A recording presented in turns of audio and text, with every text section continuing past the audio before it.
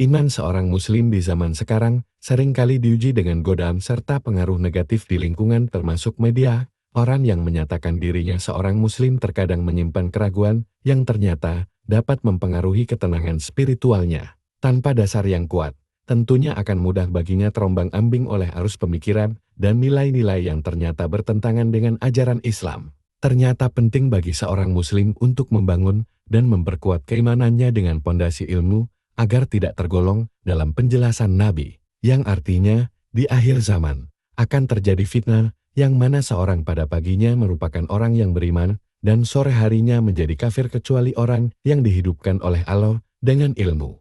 Hadis ini diriwayatkan oleh Imam Ibnu Majah dan Imam At-Tabrani berupa hadis marfu.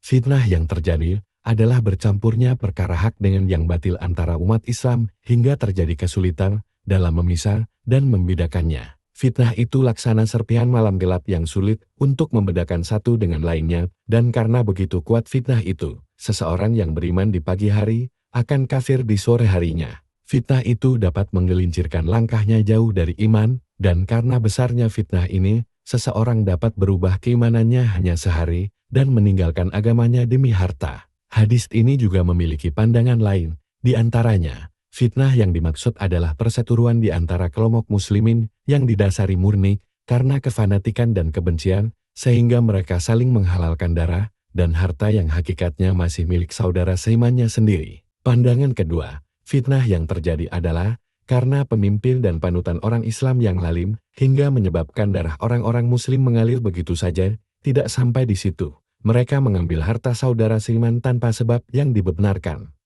Berzina dan meminum arak menjadi hal yang biasa mereka lakukan, sedangkan sebagian dari mereka meyakini bahwa mereka berada dalam kebenaran karena hal itu difatwakan halal oleh ulama mereka. Pandangan yang ketiga adalah bahwa fitnah tersebut adalah kebiasaan orang-orang pada zaman itu yang ternyata menyalahi syariat dalam bidang bisnis dan jual beli. Lalu, apakah hadis itu terjadi di zaman sekarang?